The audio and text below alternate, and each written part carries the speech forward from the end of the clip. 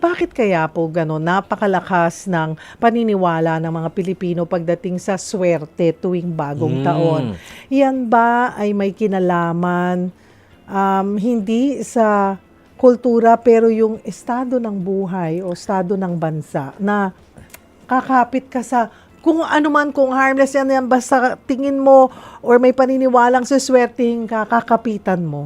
Palagay ko pagsasalubong ng dalawa, isa ay yung tradisyon kasi may konsepto tayo ng kapalaran, na nakaguhit na sa ating palad ang ano yung mangyayari sa ating buhay.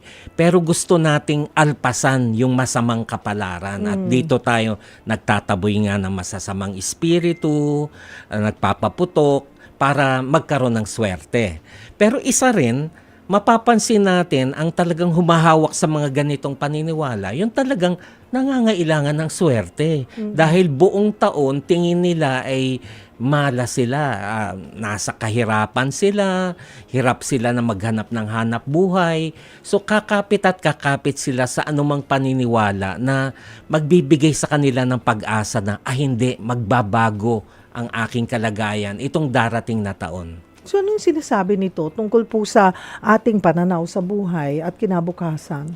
Ang mga Pinoy medyo pa rin ayokong gamitin yung term kasi madalas abuse yun, yung resilient, Oo. na sanay na tayo sa kahirapan pero optimistic pa rin tayo sa hinaharap. Tuwing may survey, ano ang pananaw mo sa darating na taon, positibo pa rin ang sinasabi ng mga Pilipino kahit na maraming dinaanang problema ang ating bansa, umaasa ako na mas maganda ang ating hinaharap.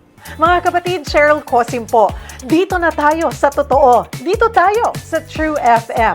Mag-subscribe and follow po sa ating social media accounts. Hanapin lamang po ang True Network PH. Siyempre, kompleto yan. Nandyan po kami sa Facebook, sa Instagram, sa X, YouTube, TikTok, and podcast.